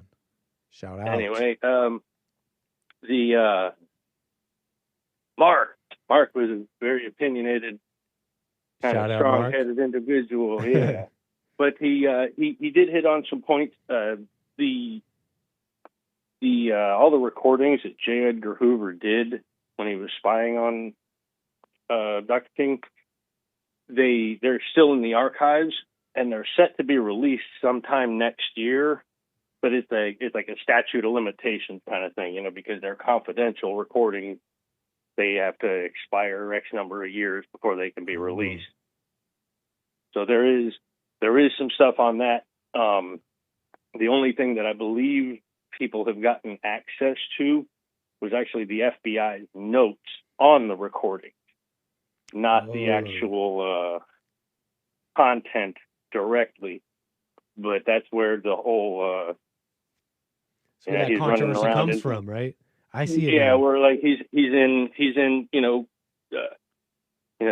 one hotel room and the FBI's in the one next door recording him, and as the notes have indicated, he's sleeping with whoever, and he and one of his other church buddies would taking advantage of the women and stuff like that, and then only being home with his wife like 8 hours a month. And it's kind of wild when you get some of the details of what's going on. I'll say those details are pretty reasonable and not making any crazy accusations. I guess his wife was the one that may have said he wasn't home very much, and they calculated about 8 hours, and that he was, and lots of notes about him involved with women he shouldn't be involved with at hotels. What's beyond and deeper than that, I have no idea, but next year we're set to find out. No way, huh? I mean, yeah, that does break some narrative, he was obviously, I've come to realize he was obviously more important or more utilitarian in his death than in his life. As an enduring, like, civil rights image. Yeah, I'm trying to remember to kind of keep it all going. That Chad O'Jackson or whatever the fella's name is. Yes, Chad O'Jackson.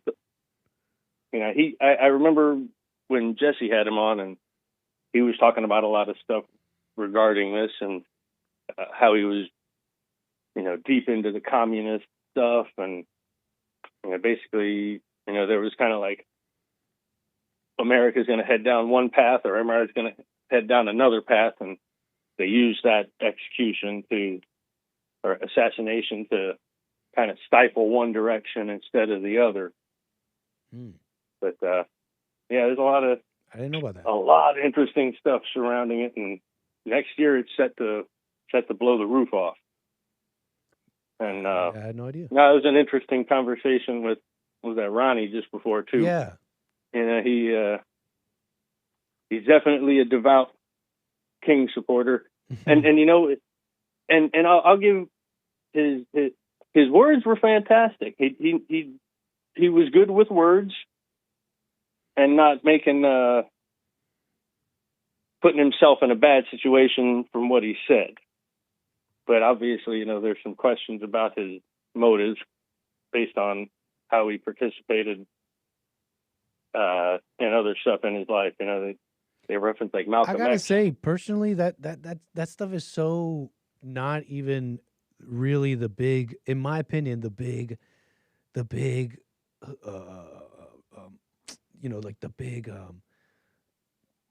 truth, the big reveal of Martin Luther King. In my opinion, it's that because you're saying, like even you just said, his words were great. And I think about, the one that they always say about him. It's like, oh, I dream of a country. What does he say? The country where people care about the content of the character, not the skin and all that. Yeah.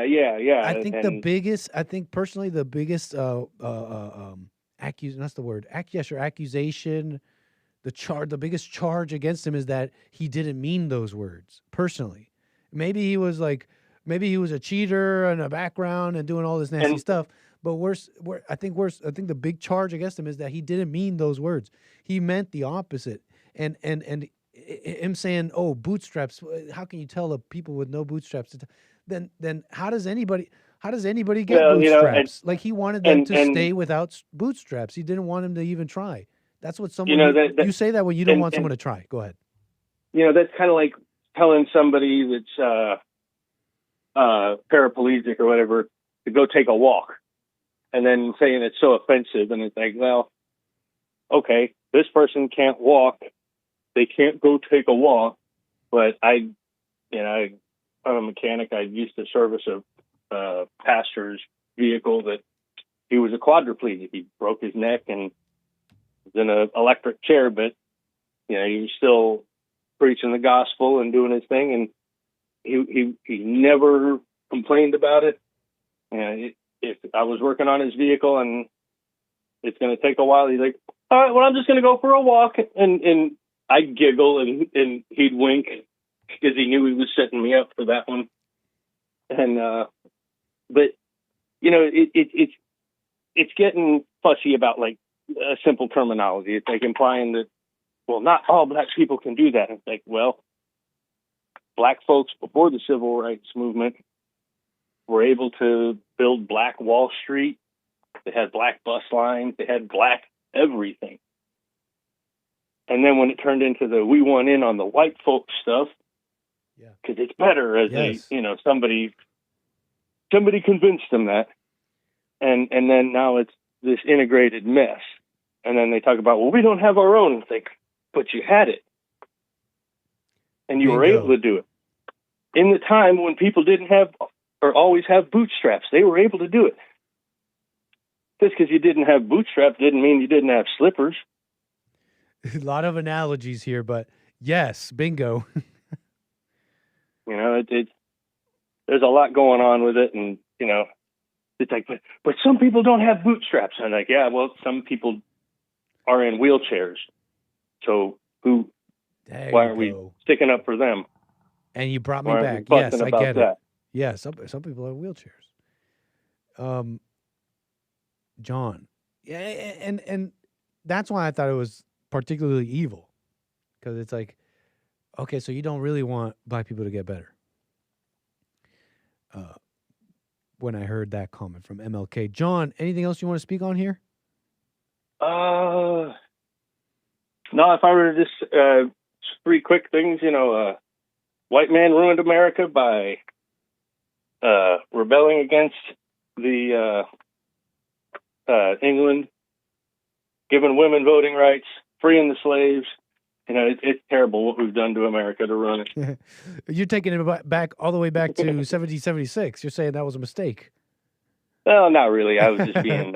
We should have stayed united as a European brethren. But on that note, well, I am a son of the Revolution. My family's been here since 25 years after the Mayflower arrived. Amazing. So that's a heritage American, I think. That's, I think, what they call it. I like Sons of the Revolution. That's cool. I like that too. John, man, it's actually a group, but yeah, have a good one. Call me again, John. Will do. Talk to you later. 888-775-3773. I'm going to get to all of you. I see you all holding. You've been calling me. Okay, amazing. Can we break it up really? Here, how about this? How about a funny little clip? Maybe it's not so funny. Chris Hansen. You might remember him. Chris Hansen. We're talking about, what did he do? What was the name of the show? To Catch a Predator. I think he also did, he did other things. Dateline NBC, To Catch a Predator, Crime Watch Daily. I mean, he's hosted a number of crime-related shows. The famous one you're familiar with, To Catch a Predator. They get somebody who, on the surface, believes they're going to meet with a minor for adult things.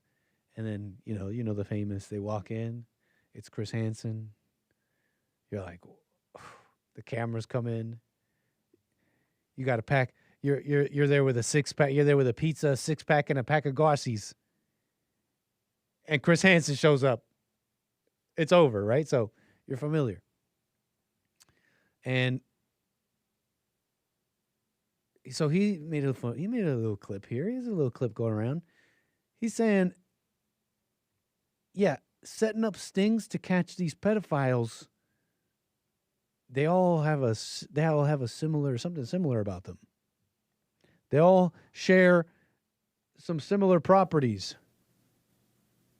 A very large number of them. We have seen an increase in illegal immigrants being caught in our stings across the country.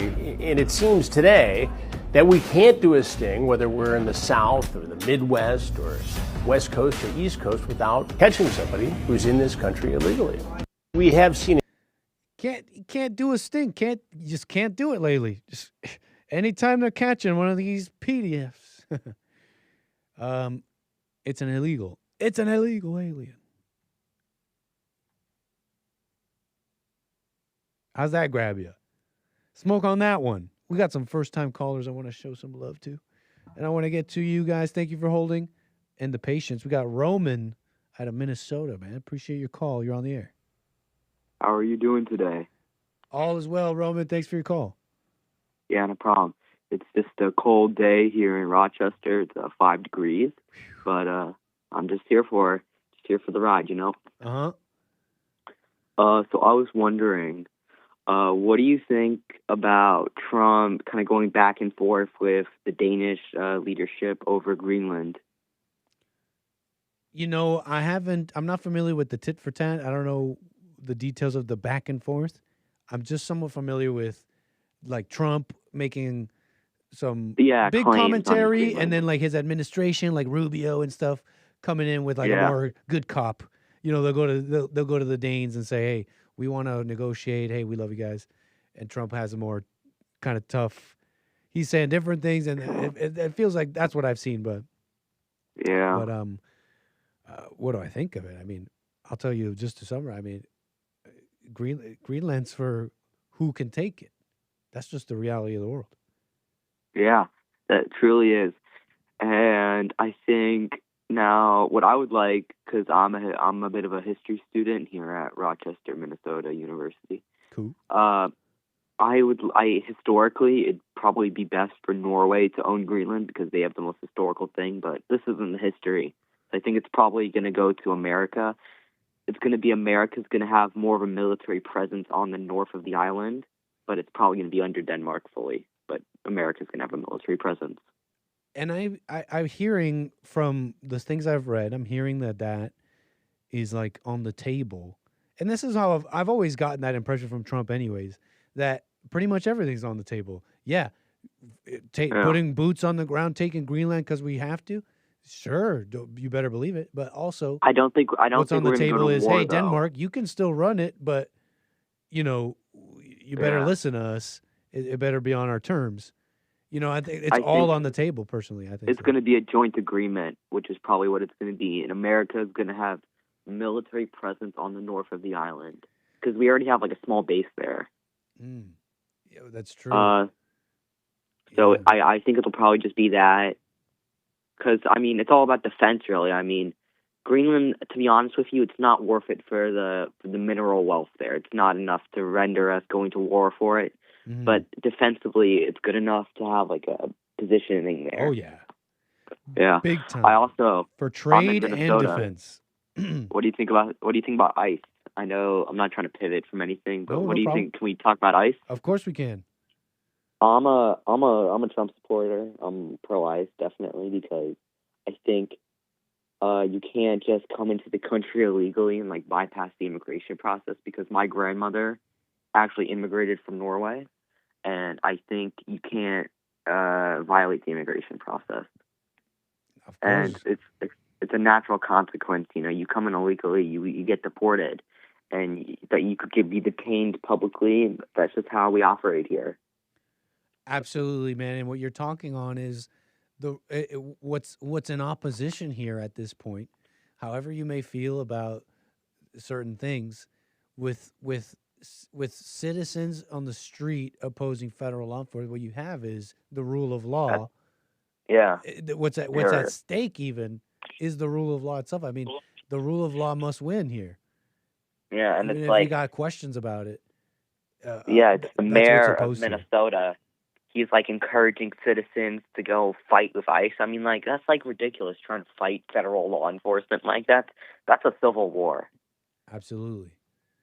The rule and of I law think, itself challenged. And Renee Good, I think she was being detained and she attempted to escape. Maybe we could call it the attempted vehicular manslaughter. Realistically, you could call it that. But I think she was in the wrong because you're being detained. It doesn't matter if you want to get away from it. It's like you're being detained by any form of law enforcement. Yep. Now you're trying to escape. So that's one charge.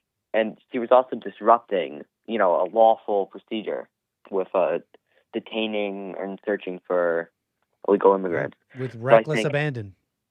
Reckless abandon. So it's a disruption of federal law enforcement, reckless abandon, and attempted vehicular manslaughter. I think those are her charges. Well, she's dead, but I don't think the ICE officer, I don't think they'll suffer any legal repercussions because I think they were in the right. I think so too. What do you think will happen with the public? You think they'll calm down? You think what's going to happen? Oh, this is just going to calm down. I mean, people are always going to be protesting no matter what. I think they're just it's going to slow down eventually. Like in LA, like a couple months ago, June, July, there were like these, ICE riots almost. That's right. But that's all calmed down, Partly thanks to, if I remember correctly, partly thanks to, I think Trump Marine deployed Corps. National Guard and stuff. And the National Guard. My godfather is actually in the California National Guard, funny enough. And he was deployed there, yeah. Yeah, you know what? So, I got to say I agree with you on the Renee Good thing.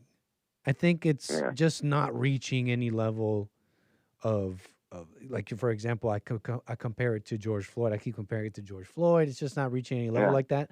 But I've come to realize it's pretty obvious. I mean, what's not going to stop is opposition to ICE and deportation, essentially. And there's just a lot of people in the country who are just not. They see it as you're deporting families, my neighbors. Like it's a deep thing to them. And I think as long as however intense deportations, etc., or whatever is coming from the Trump administration is as intense or whatever, that will come from the detractors, I think. Yeah, detractors Just broadly, beyond Renee Good. There's detractors of, everything. Every president, every politician is always going to have detractors. Very rarely is there blind support for a politician. It's only in like a time of deep civil strife to kind of rally around a politician. Like George Bush Younger, he had that after 9/11 to go, invade two countries, and he got a lot of people killed.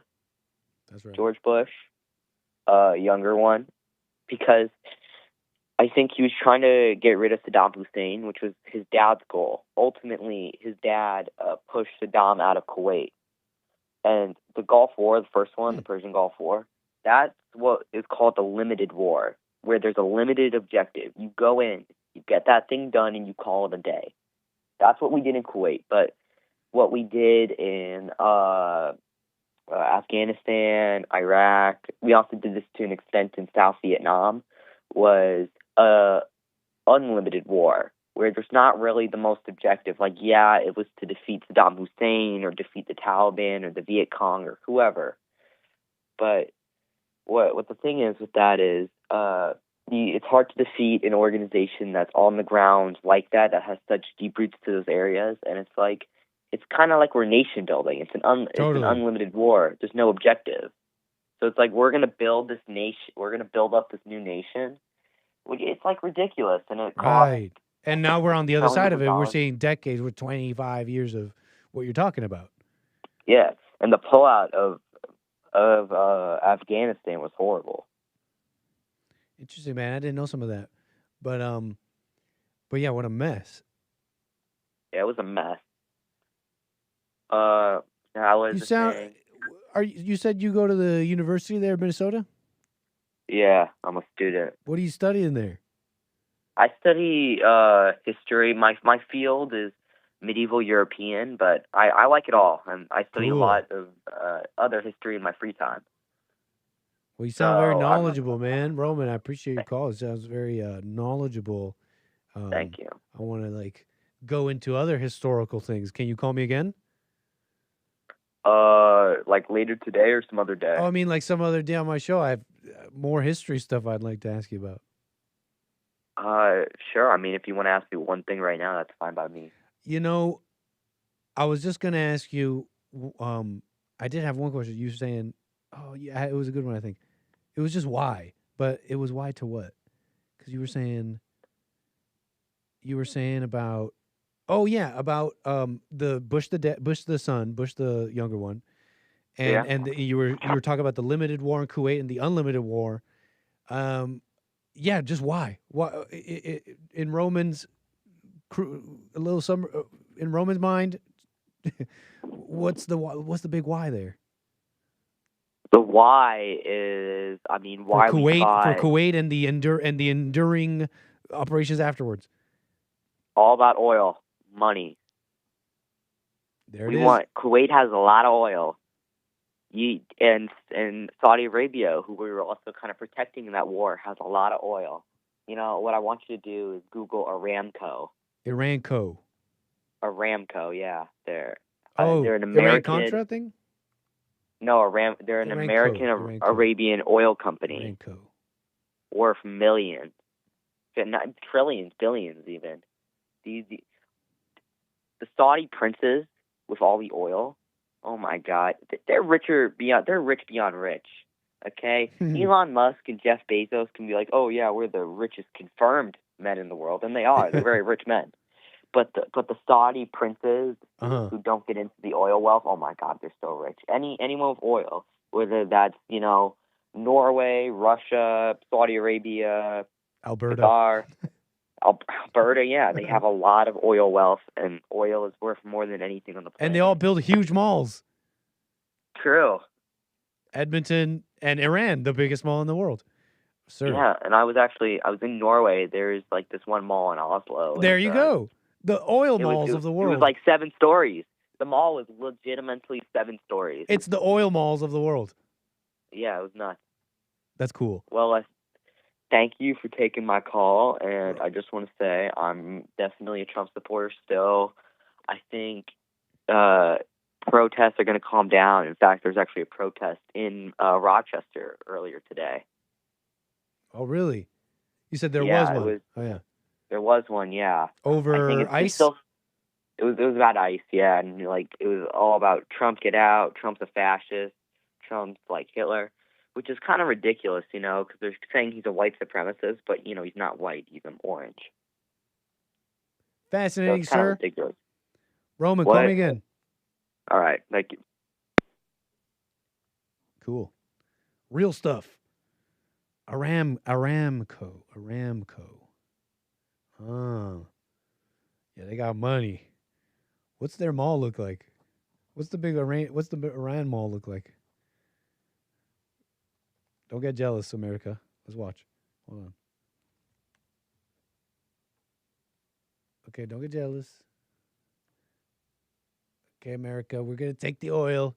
We should have kept the oil, said Trump. About the Middle East?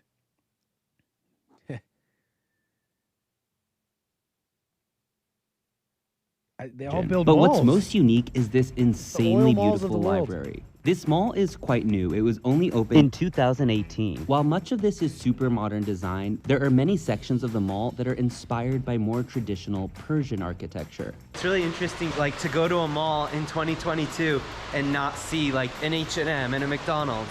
I see a Manchu walk, though. Calm down, buddy. Calm down, buddy. Oh, we're just totally on our own. Like, I'm already like attacking him. We're just like totally independent. That's a Manchu. Is that Manchu? Is that just me? Am I tripping? Like any. Oh, that might not be Manchu walk. Never mind. H&M and a McDonald's. I thought I saw Manchu walk in their food court. I'm like, all right, calm down, buddy. You got Manchu walk. Probably got Panda Express the other, down the corner. Anyways, the oil malls of the world. Okay, energy, resources, and Dean, first-time caller out of Chicago. How you doing, Dean? Last few minutes of the show. Appreciate you calling, your patience. You're on the air. Hey, Nick, how are you? All is well, Dean. Cold day in Chicago, I'll tell you that. You said what day in Chicago? It's a cold day. Ooh, nippy. Oh, man. 0 degrees, I think it's minus 15 with the wind chill. Yeah, I remember those days. Wind chill. Yeah, we don't like it. Anyway, yeah, I was calling about Ronnie and, like, Kentucky John. Okay. Listening to these guys is just, I mean, yeah, just excuse after excuse. They're like perpetual victims. Listening to, like, grown men speak like this. You know, I don't call in normally because I'm working. Mm-hmm. But, you know, just listening to them day after day. I've been listening to you for a couple of years. Hey, and, right man, I tell you, these guys, it's just pathetic. You know, there's winners in life and there's losers in life. You can make every excuse you want, and you're always going to be a loser. You can put all that stuff behind you. Don't even think about that stuff. And here in America, you can do anything you want. That is so true, Dean. We talk about life so much here on these programs and all that, and changing your life is like an endless topic, and it's like I realize people's lives are the way they are because they are that person, you know, like they are that type of person, you know. You don't change your life by like the things outside; it's like the inside. And so when I hear Martin Luther King say, "Oh well, yeah, work hard, do everything," but at the key moment at the end, he says, "You're still allowed to be a victim though because you don't have bootstraps." Right. That's everything. You know, the type of person who would get bootstraps, pull them or anything, it's like on the inside. You're that person because doing anything but pulling those bootstraps is crazy to you. Absolutely. Anybody who's telling you these kind of things is your enemy. Yeah. Really. Yeah. Yeah. And one more thing about those guys too. Every time I listen to those guys, Kentucky John or Ronnie, they have like no cohesive thoughts. Like I can't understand them. You know what I mean? Like they're trying to make a point, but you can't understand what point they're making. Like they should just try to think of what they're trying to say. You know, put the thoughts together, and then say your point. You know what I mean? But yeah, I can never understand. I'm like, I know guys like that too. I've known guys in the past like that. You know, they say stuff. I'm like, what are you trying to say? I have no idea. Anyway, that's all I wanted to say about it. Don't be victims, people. Be winners. Put all that stuff behind you. Love it, Dean. I appreciate your call. Can you call me again? Yes, sir. Amazing. You guys take care. I love all you guys over there. Back at you, sir. All right, folks. That's pretty much the darn show. I mean, what was I saying there? Look, I was just saying, like, the type of person you are, like, oh, people say all this stuff. Like, people say all the time what they wish they could do, what they want to do, what they wish they could be, who they wish they could be. I wish I could lose some pounds. I wish I could lose 20 pounds. It's like, you liar. Why are you lying? I wish I could. That same person is the same person who say, I can't wait to stop dieting. They'll call eating well dieting. It's just not eating for them. It's dieting. You understand? You're not the person you love your health. Folks, that's it for me. That's it from me, folks. I hope you enjoyed the show. We got more American Anchor Baby coming at you tomorrow. Country Western Tuesday with the JLP show, the Hake Report, as always, and more American Anchor Baby. I appreciate all the support. Thanks for all the super chats and all that. Thank you, C-Bill, back to back. Oh, Harmony with the Union Dues. Thank you. C-Bill says, Nick, this generation is dead. It's over for most black folks. It will take at least 2 generations for things to return back to normal. C-Bill says the illegal immigrants are the new black folks, and they've infiltrated the civil rights movement. Wake up. Black people, you've been bamboozled. Thank you, C-Bill, for the support, the super chats. You know, why even think generationally like that? Like, here's what I'm trying to say.